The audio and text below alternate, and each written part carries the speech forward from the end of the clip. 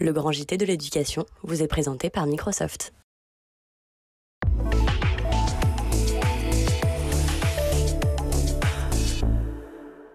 Bonjour à tous et bienvenue dans le Grand JT. Tout de suite, le sommaire.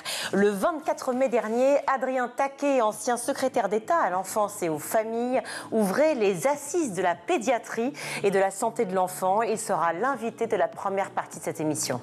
La laïcité est-elle contre les religions? Une question brûlante dans notre société et sur laquelle s'est penchée Nathalie Wolf. On en parle avec elle dans la seconde partie de l'émission. Enfin, vous retrouverez Malika Ménard dans Souvenir d'écolier. Cette semaine, son invitée est l'actrice Éléonore Sarrazin. Mais avant ça, place à l'actualité avec Guillaume Ouattara. Bonsoir Guillaume. Bonsoir Virginie, bonsoir à tous. On ouvre ce journal avec ce drame révélé hier par Le Parisien. Une jeune fille de 12 ans a été violée par 3 adolescents de 12 et 13 ans, le tout sous fond d'antisémitisme. Oui, les faits présumés se sont produits samedi dernier à Courbevoie. La jeune victime a subi un viol antisémite, c'est comme ça qu'on le caractérise. Ils lui ont imposé des pénétrations anales et vaginales, une fellation, tout en lui proférant des menaces de mort et des propos antisémites. Voilà ce que dit une source proche du dossier au Parisien. 3 adolescents, vous le disiez, âgés de 12 à 13 ans, ont donc été mis en examen mardi 18 juin au soir, comme l'a appris Le Monde, du parquet de Nanterre dans le cadre d'une information judiciaire avec plusieurs chefs, viol aggravé, agression sexuelle aggravée, tentative d'extorsion, atteinte à l'intimité de la vie privée, menace de mort, violence et injures. 2 enfants donc de 13 ans, les 2 adolescents de 13 ans ont été écroués. Le 3e ne peut pas l'être, mais il a des mesures éducatives renforcées en attente du procès. Toute la classe politique a également réagi, évidemment, et est horrifiée. Le chef de l'État a annoncé qu'un moment d'échange sur le racisme et l'antisémitisme aurait lieu dans les écoles, collèges et lycées. C'est une information révélée par BFM TV dans la matinée et confirmée par l'entourage de Nicole Belloubet, interviewée par Le Parisien. Le président est revenu sur la question de la lutte contre l'antisémitisme après que le drame de Courbevoie a été évoqué. Ce temps d'échange s'appuiera sur les contenus existants en matière de lutte contre toutes les formes de discrimination. Une question quand même qui demeure, même si évidemment l'objectif est louable. Pendant cette période d'épreuve de bac et du brevet, il est difficile de savoir comment ce temps d'échange pourra se mettre en place. 4 ans après sa mise en place, la réforme du bac a eu des conséquences négatives sur la féminisation des filières scientifiques. C'est en tout cas ce que révèle une note publiée par le collectif d'enseignants et chercheurs maths et sciences. Les effectifs scientifiques sont restés stables, mais ceux des élèves polyvalents en sciences, c'est-à-dire suivant 3 disciplines scientifiques, ont chuté de plus d'1 tiers depuis 2018. Cette chute est plus importante pour les filles. La part de filles parmi les élèves suivant au moins 2 disciplines scientifiques a diminué depuis la réforme, passant de 47,5% en première S en 2018 à 44,9% en 2023.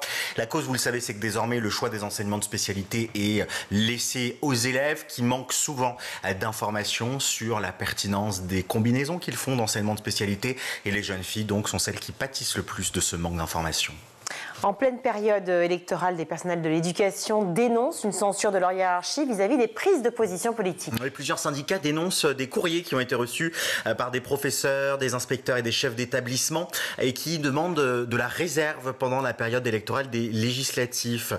Ce courrier indique que les personnels éducatifs doivent s'abstenir de participer à toute manifestation ou cérémonie publique de nature à présenter un caractère électoral. Évidemment, ça a fait un tollé chez les syndicats, comme au sein du syndicat des inspecteurs, le SUI FSU. Éric Niolet, son secrétaire général, explique: les abus de pouvoir et tentatives d'intimidation des recteurs et d'ASEN se multiplient.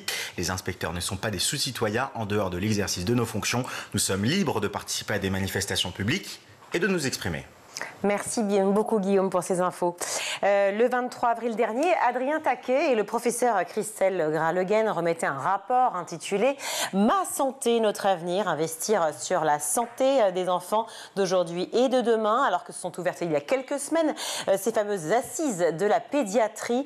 Adrien Taquet, ancien secrétaire d'État à l'enfance et aux familles, est l'invité du Grand JT, c'est tout de suite. Ancien secrétaire d'État à l'enfance et aux familles entre 2019 et 2022, actuel coprésident des Assises de la santé de l'enfant. Bonjour Adrien Taquet. Bonjour. Merci beaucoup d'être avec nous sur le Grand JT. On va parler bien sûr de la santé de nos enfants, santé et éducation, mais avant cela, j'aimerais, et vous l'imaginez, vous faire réagir en tant qu'ancien secrétaire d'État à l'enfance et aux familles à la situation dans laquelle nous nous trouvons à 10 jours du premier tour des législatives. Comment vous vous sentez? Qu'est-ce que vous ressentez en fonction des programmes que vous avez, j'imagine, lus, parcourus et de ce qui vous attend? Il y aurait évidemment beaucoup de choses à dire sur la situation politique actuelle, mais moi, le prisme qui m'intéresse peut-être le plus, qui me préoccupe le plus, c'est la question évidemment des droits des enfants. Et il y a un certain nombre de partis politiques, de programmes qui sont assez inquiétants à cet égard, et notamment un en particulier. Vous savez, la protection de l'enfance est univoque. L'enfance est unique. On est enfant avant d'être étranger, migrant, et donc notre pays, et c'est les conventions internationales. Et puis c'est l'honneur de la France aussi. On protège les enfants, quelles que soient leurs origines, quel que soit leur parcours, quelles que soient leurs difficultés.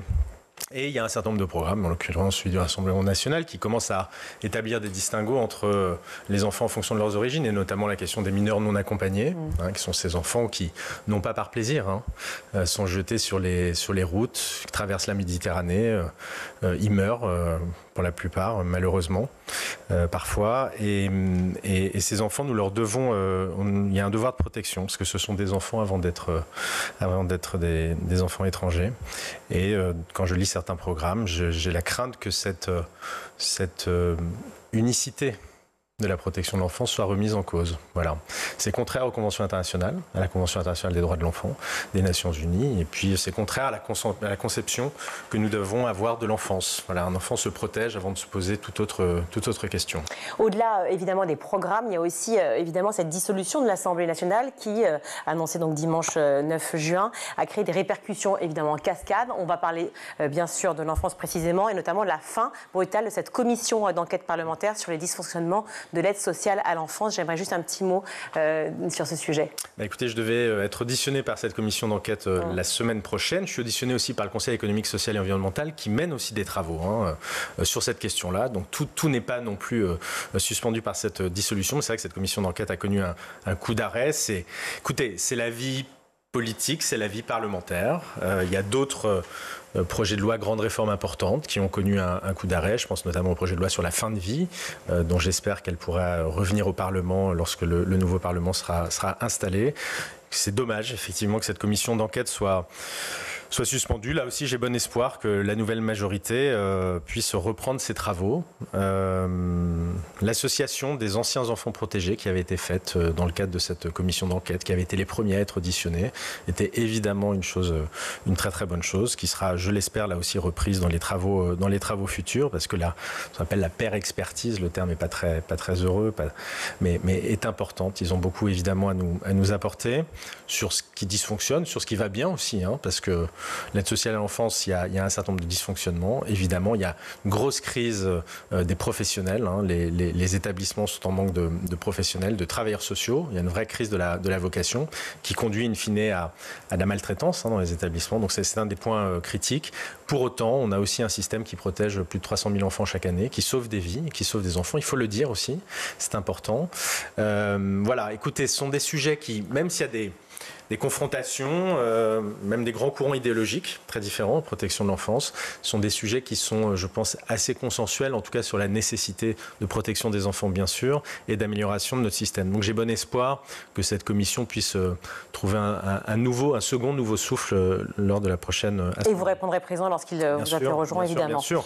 Étant entendu qu'il y a déjà eu beaucoup de travaux là-dessus, beaucoup de rapports, quelques actions menées par les ministres précédents, je le pense, je l'espère, y compris moi-même, mais bien évidemment j'y répondrai favorablement. Vous êtes donc l'actuel coprésident des Assises de la santé de l'enfant. Du retard a été pris, on peut le dire comme ça, de ces fameuses Assises de la pédiatrie, c'était le nom qui était donné avant. François Braun, à l'époque ministre de la Santé, disait « Le chaos dans les urgences pédiatriques confronté à une triple épidémie de grippe, de bronchiolite et de Covid-19 a servi de révélateur d'un système de santé devenu inadéquat et inefficace. » Pourquoi tant de retard, Adrien Taquet, a été pris à la fois sur ces fameuses assises de la pédiatrie? Est-ce que c'est parce que c'est le nombre, j'ai calculé, je crois qu'il y a eu 7 ministres de la Santé depuis la nomination d'Emmanuel Macron? Voilà, c'est ça. Enfin, je vais vous faire un peu la même réponse que sur votre question précédente. Il y a eu effectivement, et c'est pas des bonnes raisons, que les choses soient très claires, mais il y a effectivement, on est dépendant des aléas de la vie politique, et il s'avère que depuis François Braun, qui en novembre 2022 avait lancé ces assises, nous avait mandaté pour l'été 2023, ce que nous avons, nous, respecté. respecté pour le coup.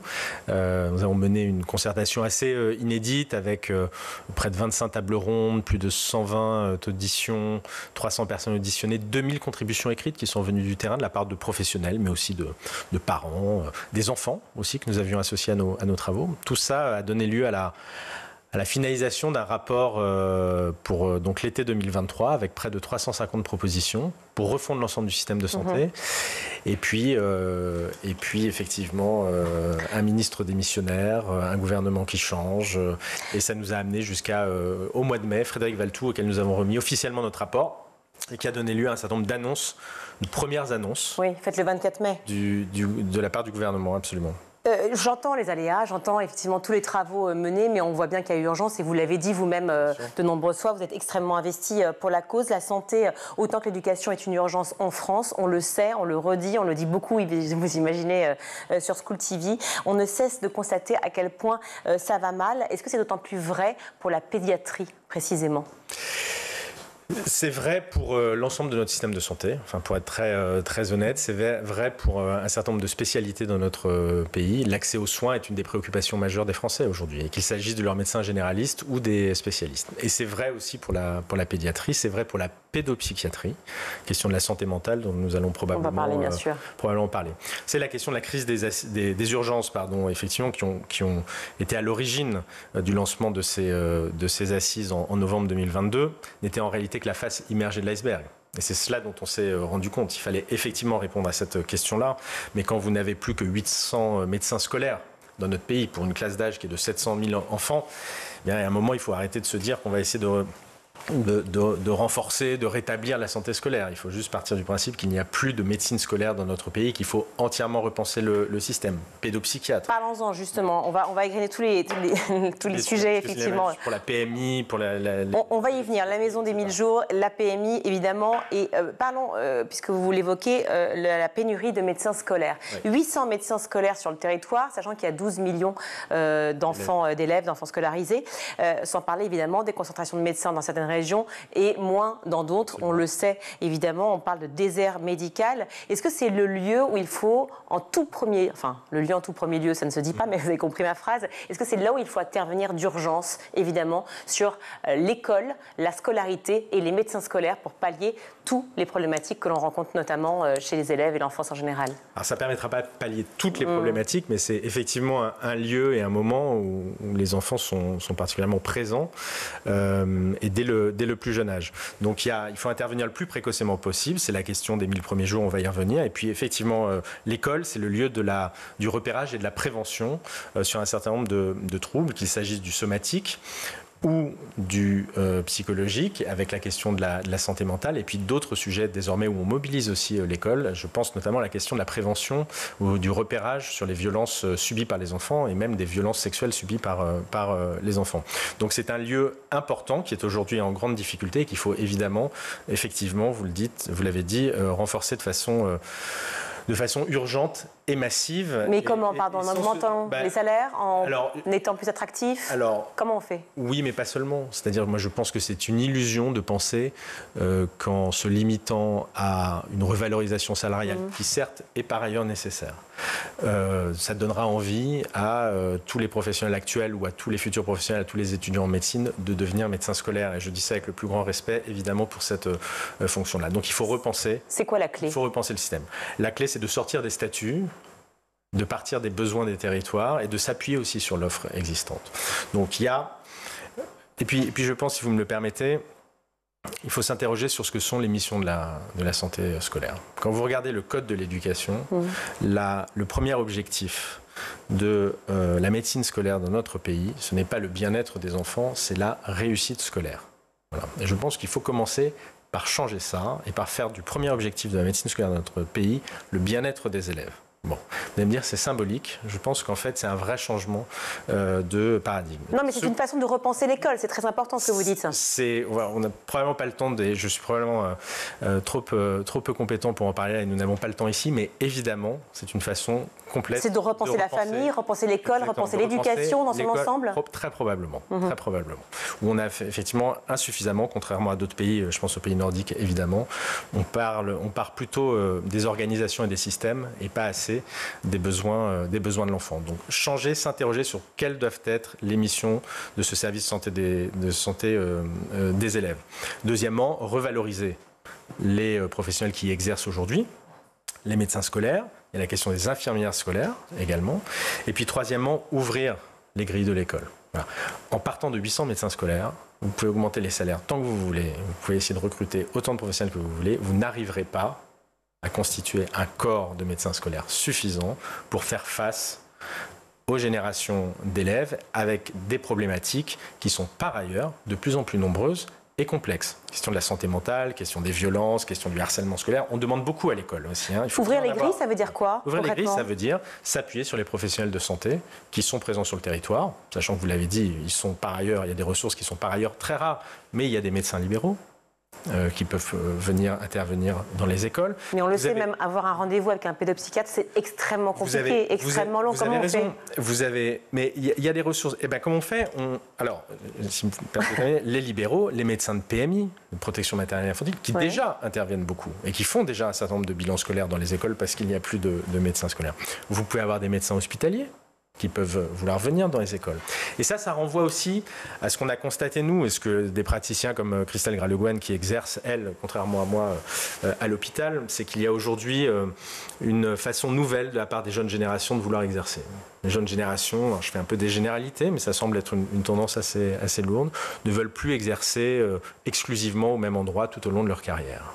Il y a un souhait de ce qu'on appelle les exercices mixtes. On est 3 jours à l'hôpital, on va un jour en PMI, un jour à l'école. On est en cabinet libéral, mais on intervient aussi une journée en PMI, une journée à l'école. Donc il faut favoriser ces exercices mixtes en décloisonnant un petit peu, en rendant possible, en déverrouillant des blocages d'ordre administratif qui sont totalement surmontables. Il y a une question financière aussi derrière, parce que quand vous êtes médecin PUPH à l'hôpital, médecin scolaire, ce n'est pas les mêmes salaires, vous l'imaginez bien. Donc il y a ce sujet à régler et le ministre a commencé à y apporter des réponses. Donc voilà. Partir des besoins, s'appuyer sur les ressources qui sont présentes sur le territoire et faire en sorte de favoriser les exercices mixtes pour qu'on dispose de davantage de temps médical. Et puis, il y a la question de la santé mentale. Et là, ça pose la question des psychologues scolaires.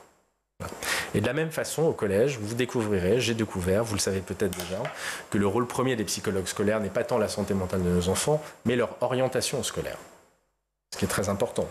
Mais quand on voit l'état de santé mentale de nos enfants aujourd'hui dans notre pays, quand on voit que les tentatives de suicide ont augmenté de 60% pour la tranche 10-14 et plus de 40% pour la tranche 15-19, c'était déjà un critère inquiétant avant le Covid, ça l'est bien davantage depuis. Vous imaginez bien, je pense surtout qu'il faudrait que là aussi on s'interroge sur quelle doit être la mission de ces psychologues scolaires et si on ne doit pas réorienter leur fonction justement sur le bien-être, sur la santé mentale et le bien-être des élèves. Ce qui impliquera, et je vous rends la parole, un grand effort de formation des psychologues scolaires actuels, car ils ont plutôt des formations d'anciens conseillers d'orientation plutôt que de psychologues cliniciens. Vous m'avez devancé, car effectivement, si on parle de psychologues scolaires, l'orientation, certes, ça fait partie de leur mission, mais on le voit bien, même si on parle d'orientation ou pas, il y a très peu aussi de psychologues scolaires dans les établissements, au même titre que les médecins scolaires. Donc on voit bien qu'il y a un désert aussi qui s'opère au niveau de l'école. Est-ce que ce sont les mêmes préconisations que vous portez aujourd'hui et que vous avez d'ailleurs portées dans votre rapport pour les assises de la pédiatrie, ou est-ce qu'il y a d'autres encore solutions possibles qui n'ont pas encore été envisagées et sur lesquelles vous travaillez? Alors peut-être qu'il y en a d'autres. Non, pour l'instant, on essaie de porter celles sur lesquelles nous avons travaillé. Sur la question de la santé mentale et des psys, il y a, vous savez, par ailleurs, un dispositif qui avait été lancé en 2021 de mémoire par le président de la République à Reims dans le cadre du Covid, qui était Mon forfait psy, c'est-à-dire la possibilité, de façon forfaitaire, d'accéder à l'époque à 8 séances de psy, psychologue clinicien. Dans le cadre des assises, ce forfait a été renforcé à double titre, c'est-à-dire d'une part, il a été revalorisé pour qu'il y ait davantage de psychologues qui rentrent dans le dispositif, parce que là aussi, il y en avait trop peu. On avait le droit à 8 séances, on a désormais le droit à 12 séances. Ce dispositif, et on peut y accéder directement, on n'a plus besoin de passer par son médecin traitant. On peut très bien imaginer que ce dispositif-là vienne s'intégrer avec la question de l'école. Mais sur les ressources médicales, que ce soit la pédiatrie, la pédopsychiatrie ou la médecine générale. Vous le savez, pendant des années, on a bloqué ce fameux numerus clausus. En 2018, Agnès Buzyn l'a ouvert.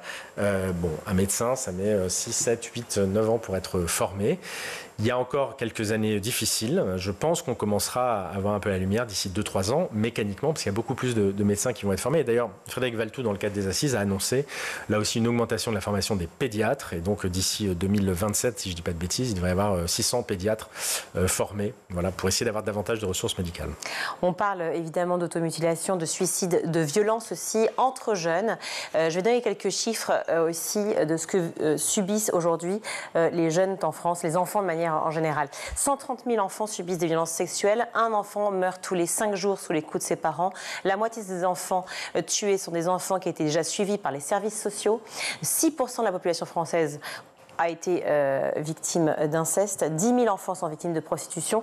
Je peine à égrener ces chiffres qui sont très lourds, que vous connaissez évidemment par cœur. 700 000 enfants victimes de harcèlement scolaire. Le programme phare a été mis en place. Est-ce que déjà on a des résultats de ce programme? Et que faire pour la situation de la violence que subissent ces enfants aujourd'hui en France, dont on parle systématiquement? Vous avez travaillé dessus, vous avez porté énormément de projets sur ce sujet. Et on a l'impression finalement qu'à défaut, lorsque Emmanuel Macron parle de priorité de gouvernement, on a l'impression que ce n'est pas encore une priorité, ou en tout cas ça ne suffit pas. Je pense que ça reste une priorité, je l'espère, je le pense sincèrement. Écoutez, ces chiffres que vous égrenez, on les connaît depuis assez longtemps en réalité, à peu de choses près. À chaque fois, on tombe de notre chaise, on fait un peu ce que vous venez de faire, et puis tous, collectivement, on referme le couvercle parce que c'est assez insupportable, effectivement, à se confronter à titre individuel et à titre collectif. Quand on dit que vous refermez le couvercle, on s'entend. C'est-à-dire que vous, juste... Non, collectivement, en tant que... On ne ferme pas les yeux, c'est pas ce que ça veut dire. Depuis, vous savez, Eva Thomas sur l'inceste au dossier de l'écran, c'est dans les années 80. Depuis, il y a eu beaucoup de témoignages, il y a eu des livres, d'écrits. Et je vous dis, à chaque fois, tous collectivement, en tant que société, on se dit c'est pas possible, c'est pas croyable, on n'y croit pas. Et puis, assez rapidement, on retourne à nos affaires courantes, les uns et les autres, oui, je pense. Alors, il y a des effets cliquets à chaque fois, je pense, je l'espère. Mais moi, j'ai toujours estimé que le premier enjeu sur l'enfance, c'était d'en faire un enjeu. Et là, vous y contribuez en y parlant. Et moi, j'ai essayé modestement d'y contribuer en tant que ministre, en faisant des plans, en créant la Civise, etc. Mais il faut être... Et je pense que le mouvement de la société civile, avec notamment MeToo, fait qu'une fois encore, il y a ces effets cliquets qu'on ne reviendra plus en arrière. Mais il faut qu'on soit collectivement très vigilant. Parce qu'une fois encore, on a une propension individuelle à collective face à ce qui est le indicible à assez vite refermer le couvercle et à passer à autre chose. Et ce, d'autant plus que le mal est à ce point profond et massif. Dites c'est pas assez, mais ça va prendre du temps parce qu'on part de très très loin. On part de très très loin. Les chiffres que vous avez égrenés, et d'ailleurs vous avez dû le constater, depuis 3-4 ans, 5 ans, depuis, je l'espère, ce moment où on en a parlé davantage, où moi j'en ai fait un véritable enjeu moi, de mon ministère, et bien autour de vous, je fort à parier que tout d'un coup vous vous êtes rendu compte qu'il y avait énormément de personnes qui avaient été victimes dans leur enfance, qui étaient victimes d'inceste, etc. Tout d'un bien coup, trop, et ça continue. Est-ce que c'est un problème de culture de société aussi? On en a parlé il y a quelques minutes, ce problème de culture de l'école, de l'enseignement, qu'est-ce qu'on veut pour nos enfants? Est-ce que c'est ça aussi, aujourd'hui, qu'il faut repenser? Il faut retravailler? Il faut retravailler même avant cela, notre rapport à l'enfance, à ce qu'est un enfant. C'est ça le point de départ. Il y a une lecture très féministe de ce sujet-là, à laquelle moi j'adhère plutôt, qui est de dire que les enfants sont victimes d'une espèce de système de domination, dont sont victimes d'autres part de la population, les femmes en l'espèce, et qui plonge profondément dans nos racines, dans notre organisation sociale, dans notre droit. En très longtemps, dans le Code civil, l'enfant était dans le même chapitre que les biens meubles. L'enfant, pendant très longtemps, dans notre pays, dans notre droit, dans nos représentations sociales, dans nos comportements, dans notre cercle familial, dans les institutions, comme l'école, n'était pas un sujet de droit. C'était un objet. Voilà. Et tout l'enjeu, effectivement, qui est un enjeu philosophique, de société, profond, long, culturel, c'est un combat culturel, c'est de faire enfin que l'enfant devienne un sujet de droit. L'enfant, c'est pas un adulte en devenir. C'est pas un petit homme qui un jour deviendra grand. C'est un sujet de droit en tant que tel. Voilà, donc c'est ça la racine profonde, et il faut lutter dans ce sens-là. Et à côté de ça, il faut aussi prendre des mesures très concrètes, de court terme, urgentes, pragmatiques, pour améliorer la situation des enfants, améliorer leur protection, que ça soit faire un premier plan de lutte contre la prostitution des mineurs, effectivement, vous l'évoquiez, qui est un fléau qui est en train d'exploser dans notre pays. Que ce soit la question du harcèlement scolaire, vous disiez 700 000, 1 million d'enfants. On a effectivement aujourd'hui une institution qui autorise, qui permet, qui rend possible qu'1 million d'enfants soient victimes de harcèlement scolaire dans notre pays. Voilà. Alors, phare, moi, je suis plus aux responsabilités, comme vous le savez, j'ai pas de résultats, d'infos sur les résultats que je peux avoir. Très sincèrement, je pense que notre pays n'est pas à la hauteur sur la question du harcèlement scolaire. Et je ne suis pas sûr que c'est en désignant des ambassadeurs. C'est très bien, en faisant des cours d'empathie. Ça, c'est très très bien. Il faut s'inspirer de ce qui vient des pays du Nord. Mais on ne peut pas admettre que notre système broie, autorise en tout cas, qu'1 million de nos enfants chaque année soient broyés dans le cadre du harcèlement scolaire. C'est le système qui autorise, c'est la politique qui l'autorise. Ce qu'on constate, c'est qu'on a aujourd'hui une institution qui s'appelle l'école, dans laquelle 1 million d'enfants, chaque année, depuis des années, sont harcelés.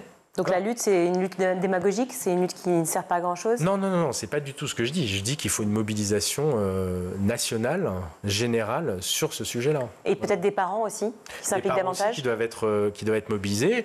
Il y a eu des débats, vous les connaissez probablement, ils reviennent régulièrement sur et encore tout récemment, sur la responsabilisation des parents. Il faut responsabiliser les parents. Il faut savoir aussi qu'il y a des parents qui sont en grande difficulté, il y a des parents qui sont perdus, qui sont en grande difficulté dans l'éducation de leurs enfants. Et quand on a des parents en difficulté, leur mettre la tête sous l'eau, plus encore, je ne suis pas sûr que ça les aide. Je ne suis pas sûr que ça aide la fratrie, parce que souvent, il y a des fratries qui sont concernées. Donc moi, je ne crois pas beaucoup, pour être très concret, aux mesures type suppression des allocations familiales ou ce genre de choses. Moi, je crois beaucoup à l'accompagnement à la parentalité des tout premiers âges, c'est-à-dire même dès le projet parental. Voilà. Donc là, on va revenir à la question des 1000 premiers jours. Voilà. Tout ce qui est accompagnement précoce jusqu'à cette phase de l'adolescence dont on sait qu'elle est plus compliquée. Il nous reste une toute petite minute pour parler justement de la maison des 1000 premiers jours. J'aimerais beaucoup discuter plus longuement avec vous, mais le temps nous est imparti et c'est comme ça. Donc vous avez mis en place effectivement la politique des 1000 premiers jours de l'enfant que vous avez initiée quand vous étiez donc secrétaire d'État. Censée être mise en place en 2021. On en est où aujourd'hui? En 2024. Il y a eu pas mal de choses mises en place. Alors, on en est où? J'ai vu le sac qui a été mis, c'est ça, le sac des 1000 premiers jours. Très très rapidement, une minute, 4 grands enjeux. Premier grand enjeu, l'information. Les parents sont perdus. Voilà, les parents, quand ils ont un problème sur la question de leur enfant, ils vont chercher sur les réseaux sociaux. Donc c'est super les réseaux sociaux, mais enfin, on va essayer de faire en sorte qu'il y ait une information un peu de qualité, fiable pour les parents.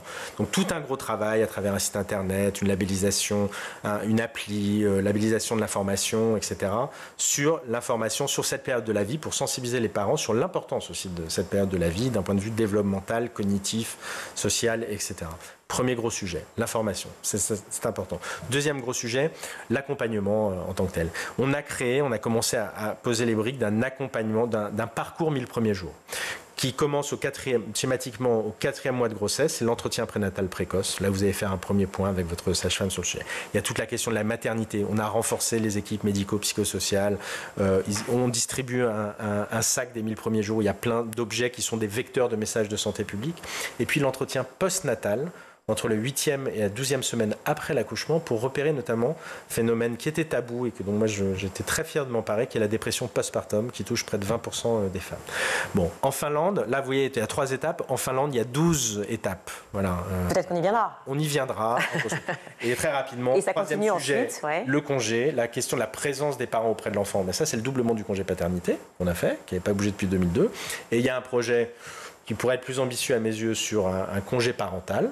On n'a pas le temps de développer, prochaine émission. Et puis la troisième question qui est liée à la question du congé, c'est la question des modes d'accueil. Donc les crèches, les assistantes maternelles, et où il y a ce projet de service public de la petite enfance, que tous les parents, où qu'ils se trouvent sur le territoire, aient une offre d'accueil de leur enfant au même prix, que ce soit en collectif ou chez une assistante maternelle, et puis avec le même degré de qualité Hein, qu'on ne soit pas juste sur la sécurité, la motricité, tout ça c'est important pour l'enfant, mais maintenant les 1000 premiers jours derrière, c'est l'idée que dès ces années de la vie, et pas en attendant l'école, il y a déjà des sujets d'éveil, de développement, et que c'est dès avant l'entrée à l'école qu'on peut essayer d'agir là-dessus. Donc ce service public de la petite enfance, c'est un sujet complexe, lourd, coûteux, qui est en cours. Et, si vous le voulez bien, on va laisser passer les élections d'abord, voilà, l'été ensuite, et on refait un point ensemble à la rentrée pour parler précisément de la petite enfance et de tout ce qui a été mis en place et de tout ce qui va, j'espère, advenir de positif, on espère, ces prochaines semaines.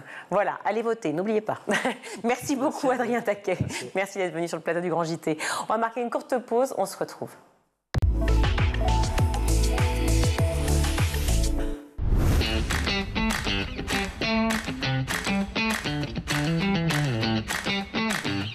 Chaque matin, dès 6h, retrouvez Emmanuel Davidenkoff et son équipe dans La Quotidienne. En compagnie d'un invité fil rouge, il vous donne des clés de compréhension et des pistes d'action en matière d'éducation. L'école, c'est le sanctuaire, mais c'est aussi un sanctuaire qui doit protéger nos enfants. À partir de 9h, Patrice Boisfer prend le relais dans le MAG.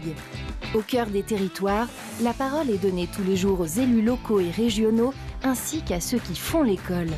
Initiatives locales, projets éducatifs, l'équipe du MAG met en avant ceux qui cherchent à faire bouger les choses. Et donc nous devons en permanence ajuster, accompagner les jeunes évidemment, mais aussi les familles et faire en sorte qu'ils puissent étudier dans des lieux le plus agréables possible. À 12h30, School TV vous propose de plonger dans l'école du futur. Avec ses invités, Philippine Dolbeau décode et teste les nouvelles technologies mises au service de l'éducation. Comment éduquer nos enfants à l'ère du numérique? Élément de réponse avec une équipe de chroniqueurs à la pointe des tendances tech. Nous, notre point, c'est de dire qu'avec l'expansion du numérique et la prépondérance des écrans, il est normal de donner à la littérature les moyens de se battre à l'heure du numérique. Tous les soirs à 20h30, dans le Grand JT de l'éducation, Virginie Guillaume fait le point sur l'actualité du jour. Politiques et acteurs de l'éducation se questionnent sur l'avenir de nos enfants à l'école. Je me suis rendu compte que beaucoup d'enseignants aujourd'hui en France se retrouvent à utiliser leur propre téléphone portable, leur propre ordinateur pour faire des contenus ou pour dialoguer avec leurs élèves. C'est indigne. Chaque semaine, Malika Ménard reçoit une personnalité qui raconte ses souvenirs d'écolier et dévoile sa vision de l'école d'aujourd'hui et de demain. L'école de demain, ça doit être d'offrir 1 milliard de possibilités à tout le monde avec le même niveau de satisfaction et voilà, qu'il n'y ait pas les bons, les mauvais. School TV, imaginons ensemble l'école de demain.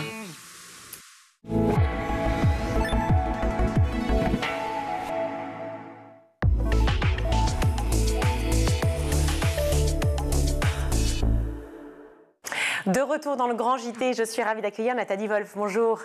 Bonjour Virginie. Merci d'être avec nous sur le Grand JT, je suis ravie. Vous êtes maître de conférences en droit public et autrice de La laïcité est-elle contre les religions? Ce petit fascicule, comment on appelle ces petits fascicules? Je dirais un tract. Voilà, un petit tract, c'est ça, ce sont les tracts. C'est absolument génial. En peu de temps, on apprend, on réfléchit, on concentre ses idées, on peut enfin éviter les malentendus comme c'est dit et les confusions qui sont parfois dangereuses grâce à ceux qui savent, à ceux qui nous enseignent. Aujourd'hui, c'est Nathalie Wolf. On parle de laïcité. Je redis quand même le titre de ce fameux tract. La laïcité est-elle contre les religions? On aurait pu penser effectivement que c'était un des sujets de philo du bac de cette semaine. Ce mot revient tellement dans le débat. La laïcité déjà. Est-ce que c'est parce que c'est un mot, une notion plutôt, qui est mal comprise ou peut-être méconnue du grand public? Oui, absolument. C'est pour ça que j'ai voulu écrire ce tract. Je suis, comme vous l'avez dit, enseignant-chercheur à l'université. Et c'est en travaillant sur ces cours, sur les libertés, sur la laïcité, que je me suis rendu compte qu'auprès des jeunes, elle était mal comprise. Et puis, pas seulement des jeunes, on le voit d'ailleurs dans le débat public, il y a quand même beaucoup de bêtises qui se disent, qui s'écrivent. Et puis, alors, surtout, ça enflamme les débats, beaucoup de passion, je dirais même même de crispation autour du sujet. Et donc c'est pour essayer de lever certaines confusions, lever les amalgames, et puis des amalgames qui parfois, on l'a vu dans l'actualité la plus récente, font souffrir, causent beaucoup de souffrance chez les jeunes en particulier, et puis parfois amènent à des drames terribles. On a vu qu'un des collègues, donc Samuel Paty, avait quand même été décapité en pleine rue. Dominique Bernard aussi. L'assassinat de Dominique Bernard. Donc tout ça, évidemment, ça m'a conduite à essayer d'apporter ma pierre et d'expliquer, d'éclairer sur ce concept. La laïcité est-elle contre les religions ou peut-être tout contre? On va définir, si vous le voulez bien, ce qu'est le principe de laïcité. Définir ce qu'est la laïcité. Ouais. Déjà, ce que c'est pas, moi j'ai envie d'affirmer là que c'est pas un gros mot, comme beaucoup le disent aujourd'hui. Les jeunes, je le vois tous les jours dans mes enseignements, n'osent même plus en parler. C'est quand même ça, c'est compliqué parce qu'ils ont peur de se disputer. Ils sont classés toujours dans des extrêmes dès qu'ils abordent le sujet. Le simple fait d'évoquer la laïcité, en fait, ce serait pris comme quelque chose de contre sa propre religion, c'est ça ? Ça peut en tout cas créer un certain nombre de disputes, de controverses.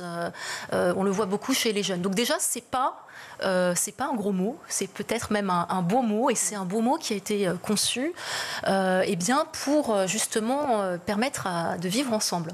Alors d'abord, ça a été pensé, ça fait très longtemps que ça existe, c'est pas là sorti du sujet depuis une dizaine d'années, 20 ans, 30 ans, c'est un concept qui est très ancien.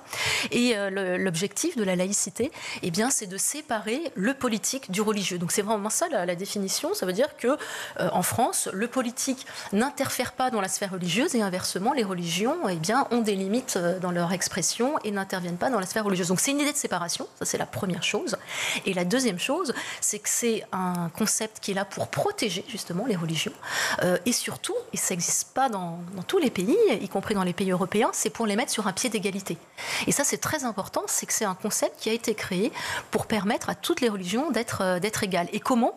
L'État, en étant neutre, ne reconnaît aucune religion comme étant la religion officielle. Ça veut donc aussi dire, et vous le rappelez d'ailleurs, page 7, cette scission donc, entre l'Église et l'État. On parle d'Église au départ, parce que c'est la loi de séparation entre l'Église et l'État de 1905, mais c'est valable évidemment pour toutes les religions.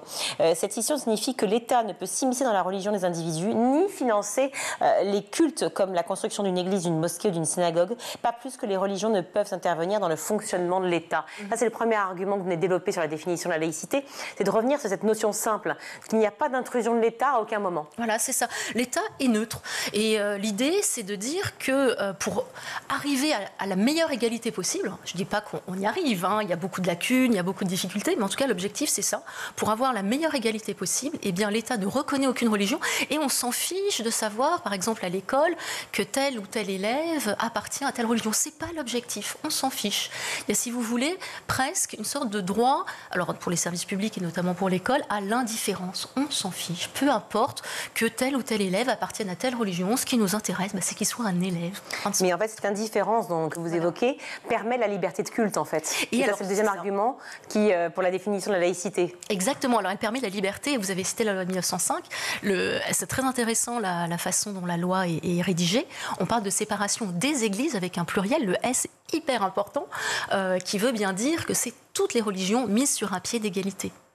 Ce qui n'est pas forcément le cas dans d'autres pays d'Europe où on a des très grandes démocraties. Je pense à l'Angleterre, je pense aux États-Unis. Par exemple, en Angleterre, on va avoir une religion d'État, c'est l'anglicanisme.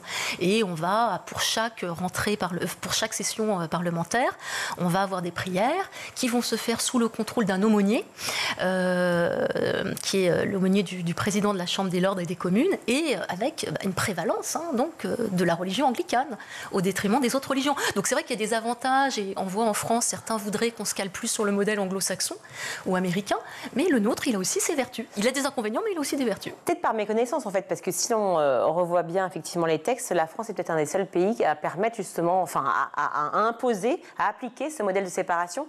Oui, les églises et l'État? Absolument, de façon aussi stricte, si vous voulez, aussi absolue. Alors, on a un processus de sécularisation dans d'autres États. J'ai cité l'Angleterre, les États-Unis par exemple, où on va avoir, si vous voulez, une coexistence et une façon pour les pouvoirs de se réguler, pouvoir public et pouvoir politique, excusez-moi, et pouvoir religieux se régulent les uns les autres. Mais cette idée vraiment de séparation aussi stricte, elle reste quand même une spécificité française, même s'il y a d'autres États qui la pratiquent. Je pense par exemple à l'Uruguay.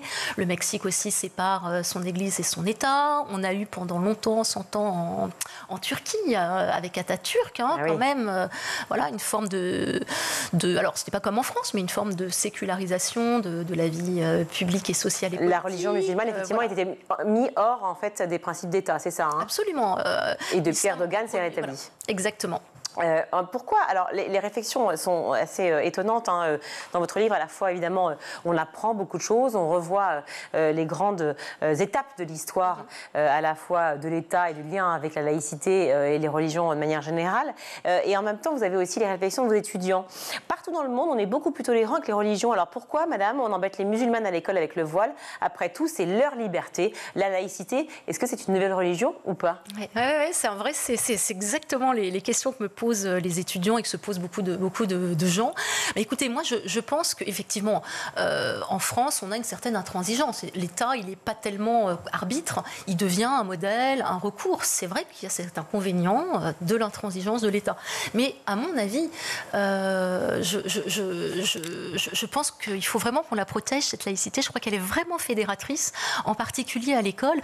Et je ne crois pas qu'elle ait été, au contraire de ce que disent certains de mes étudiants, elle n'a pas été créée pour embêter une communauté en particulier. Et là, en l'occurrence, des jeunes femmes musulmanes qui souhaitent porter le voile à l'école.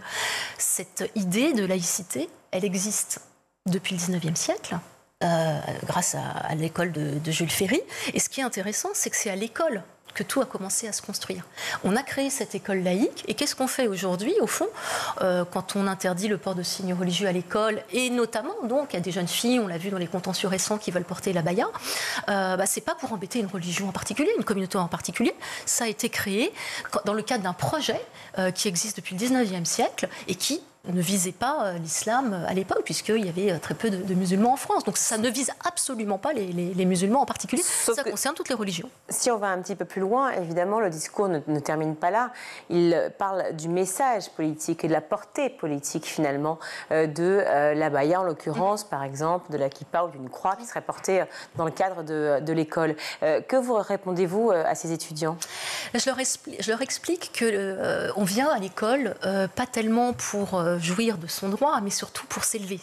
D'ailleurs, on est un élève, c'est un très beau mot, le mot élève, puisqu'on s'élève. On est là pour s'instruire, on est là pour s'ouvrir aux autres, et on n'est pas là pour avoir une école à la carte, parce que vous imaginez bien que si on a un élève qui dit « moi je ne peux pas venir le lundi », puis un autre c'est le mardi, moi ma religion m'interdit le jeudi, comment fonctionne le service public ? Dans ma religion, on ne peut pas étudier telle discipline. On est obligé d'avoir une école qui soit une école universaliste. C'est un peu ce qu'a proposé. J'ai vu que dans vos locaux, il y avait une salle qui s'appelait Condorcet, qui est un homme de la Révolution qui a beaucoup œuvré. Et grâce à lui, nous, les femmes, on peut venir aussi à l'école, parce qu'il a beaucoup fait pour que les filles puissent être éduquées. Et il a imaginé une école, justement, où on puisse discuter de tout. Tout doit pouvoir être discuté à l'école. Et c'est ça qui est important avec la laïcité. La laïcité, elle nous protège parce qu'elle nous permet d'aborder tous les sujets sans que chacun y aille de sa revendication religieuse et nous indique que sa religion lui interdit d'étudier tel ou tel aspect d'un sujet à étudier. Autre date, et je l'ai redécouverte, je l'avoue, en vous lisant. En France, le blasphème a cessé d'être sanctionné par le droit avec le premier code pénal. Donc c'était en 1791, où il ne figure tout simplement pas.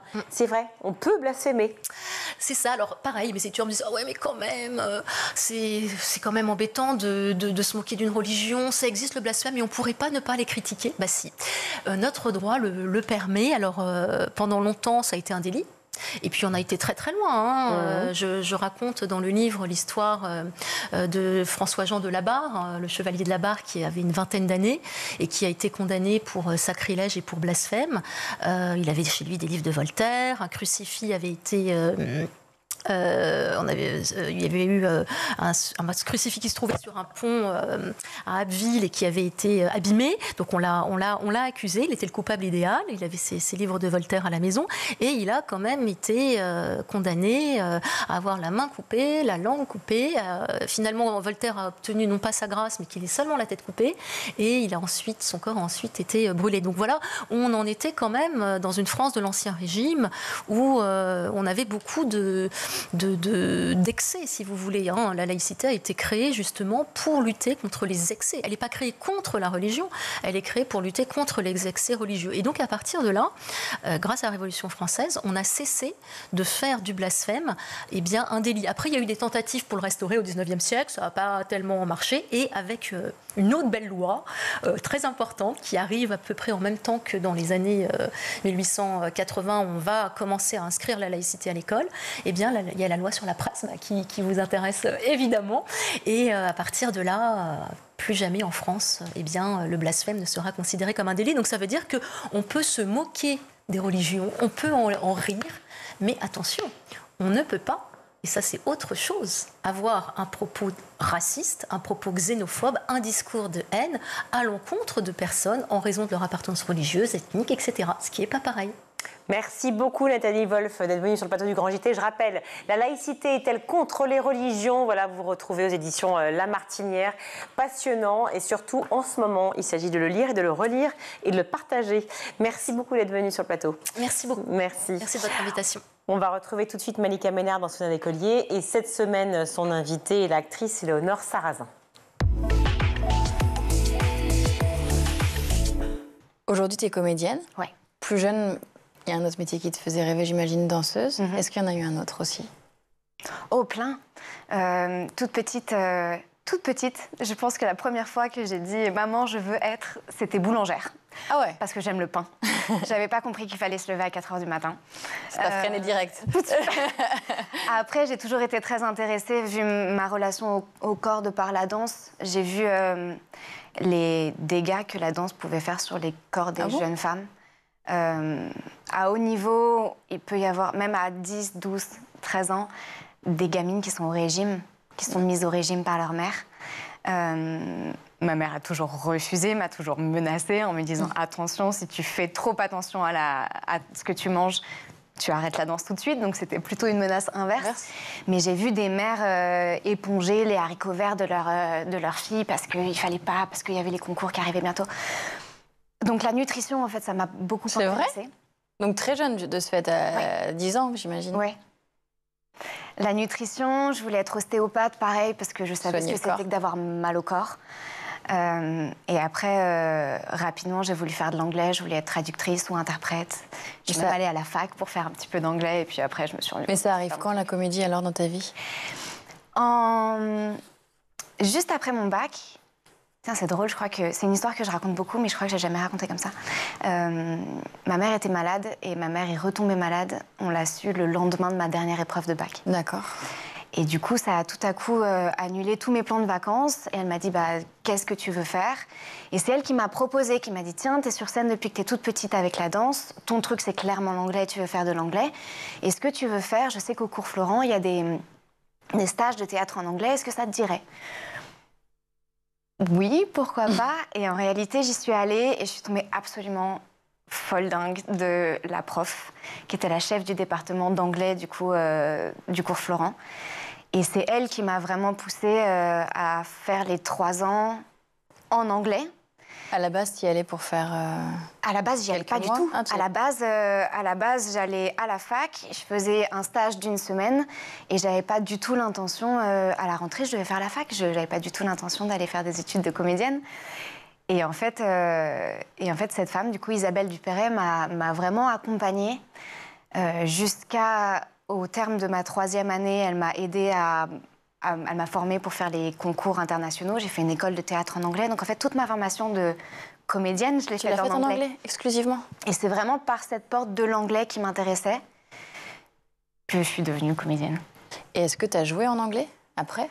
Oui, on a fait une pièce quand j'étais à Londres, à l'Arcola Théâtre, du coup. à l'époque. Et après, oui, après c'est plus des courts-métrages et des petites choses. J'ai jamais vraiment travaillé en anglais, à part là, du coup, maintenant. Les voix guides que je fais pour les dessins animés, c'est en anglais. Ça reste toujours aussi un objectif dans un coin de ta tête de jouer en anglais? J'adorerais. Ouais, toujours. J'adorerais, je pense que... Même sans vouloir être comédienne, j'avais vu un reportage sur Clémence Poésie, qui joue... Je vais m'en vouloir toute ma vie. Fleur de la cour, dans Harry Potter. J'étais très Harry Potter en grandissant. Et j'avais vu que Clémence Poésie était française, qu'elle avait joué en anglais et qu'elle s'était doublée elle-même. Et sans trop me l'avouer, c'était mon objectif dans la vie. Ok. Et ça, c'est toujours l'objectif? C'est toujours l'objectif, j'adorerais, oui. C'est déjà la fin de ce numéro. On se retrouve demain dans Souvenirs d'écoliers, toujours en compagnie d'Éléonore Sarrazin. À demain. Tout de suite, c'est le meilleur de School TV avec le Zap. Justement, l'arrivée de l'intelligence artificielle dans l'éducation et chez les jeunes aussi, est-ce qu'elle impose aux enseignants de repenser leurs activités, leurs évaluations, leurs cours et leur formation? Eh bien oui, inévitablement, parce que les jeunes ont bien compris et pris l'outil comme un moteur de recherche fantastique qui est disponible 24 heures sur 24 et qui est capable de produire tout un tas de choses, que ce soit du code informatique, une dissertation, un exposé. Donc les élèves ont été un petit peu les premiers à s'en emparer, peut-être pas de la meilleure façon d'ailleurs. Et les enseignants, pour ne pas rester en reste et pour justement être à la page et comprendre ce qu'il en était, on a bien dû faire face à ces interrogations et répondre par des formations, dans un premier temps de sensibilisation, de découverte, et maintenant de plus en plus justement sur comment utiliser l'intelligence artificielle générative avec les élèves.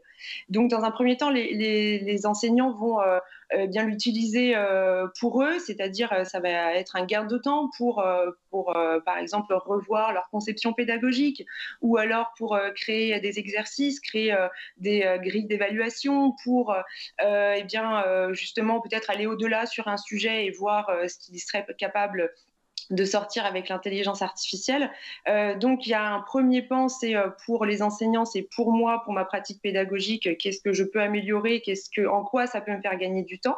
Et puis d'un autre côté, il y a comment je peux l'utiliser avec les élèves qui l'utilisent peut-être pas forcément de façon très correcte, ou qui auraient le même penchant qu'avec Wikipédia ou tout autre site, de faire un copier-coller et puis de rendre directement leurs devoirs à leurs enseignants. Coming out, je connaissais. Coming in?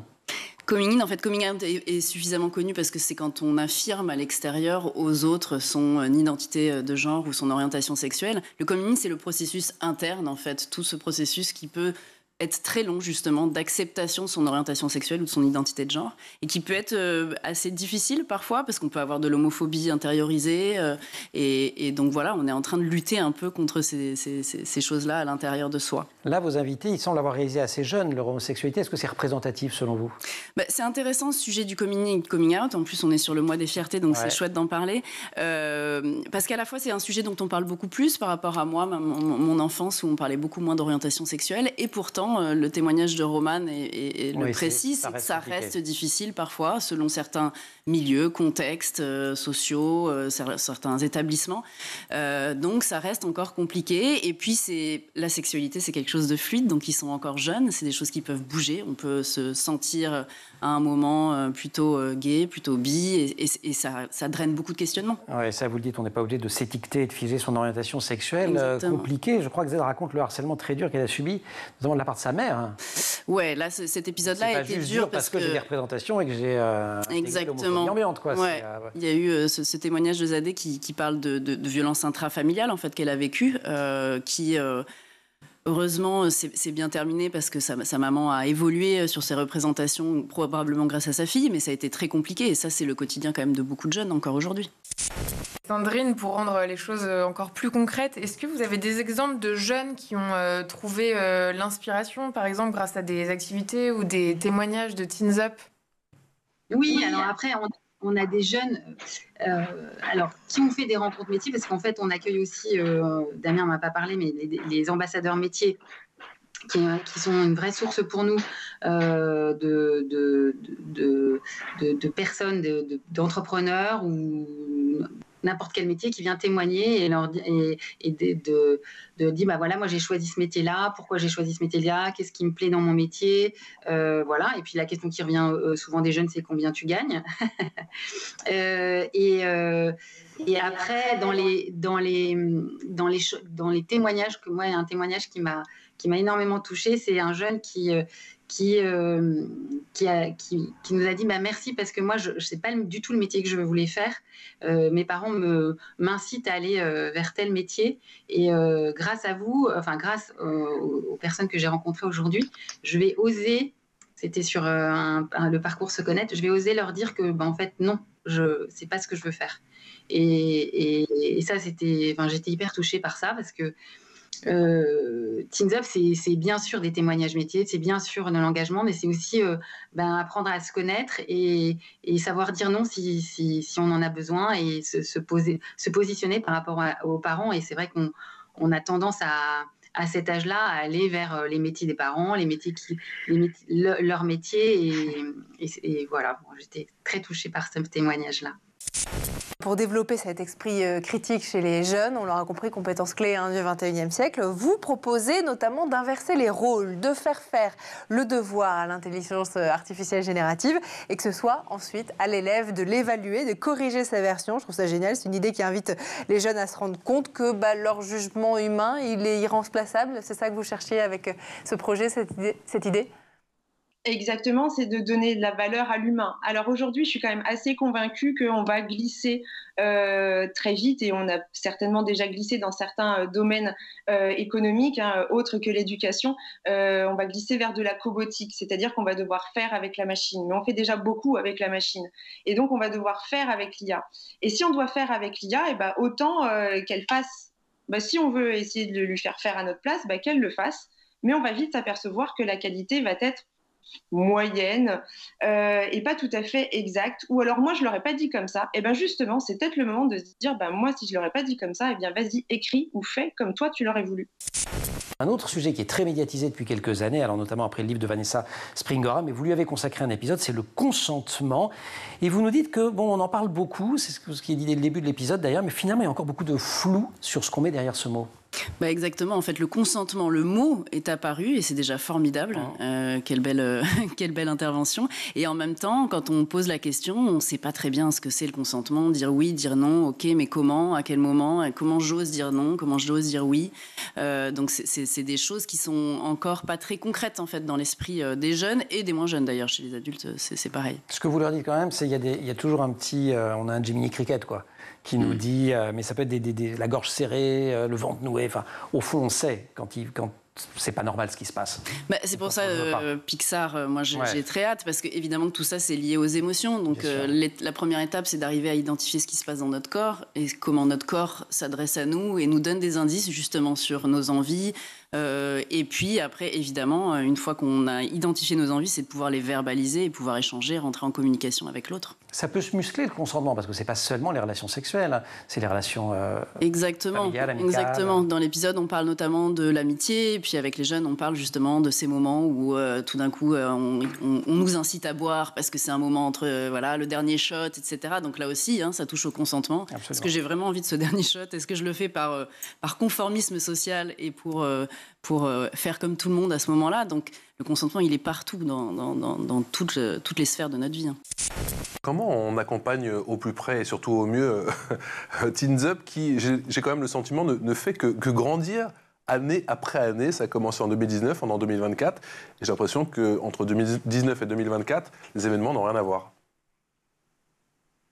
Alors, il y a une expérience qui s'acquiert au fur et à mesure. Et puis, je crois qu'il y a un vrai travail que mène cette association, qui est un travail d'évaluation du besoin en permanence, puisqu'ils sont en même temps dans l'organisation de l'événement, mais surtout dans l'animation directe de ce qu'ils font auprès de la jeunesse. Et donc, c'est le meilleur des thermomètres pour faire évoluer les choses au fur et à mesure. Effectivement, au tout départ, c'était d'abord une approche qui était d'abord bordelaise, et puis au fur et à mesure, avec notre démarche et notre appui aussi, elle s'étend sur l'ensemble de la région, elle s'étend dans plusieurs établissements. Donc, en tous les cas, On accompagne cela et on est très heureux d'accueillir, vous parlez d'engagement pour cette jeunesse, le fait d'accueillir aussi ces événements au sein même des institutions régionales et de la région Nouvelle-Aquitaine, c'est un moyen aussi de montrer que ce sont des endroits qui sont accessibles à tous, que la citoyenneté se fait aussi au sein des assemblées plénières où les décisions se prennent pour la région, et donc les jeunes ont l'opportunité d'être à la rencontre en fait de la vraie vie, et y compris des élus. Voilà, donc on essaye d'associer tout ça. C'est la fin de cette émission. Merci à vous tous de nous avoir suivis. Merci à toute l'équipe qui a préparé cette émission. À la réalisation aujourd'hui, c'est Théo Boscar, le son Héloïse Merlin, le maquillage Laure Redemont, Emma Ferré et Laura Girard à la rédaction. Je vous retrouve bien sûr demain. En attendant, très belle soirée à tous. Ciao.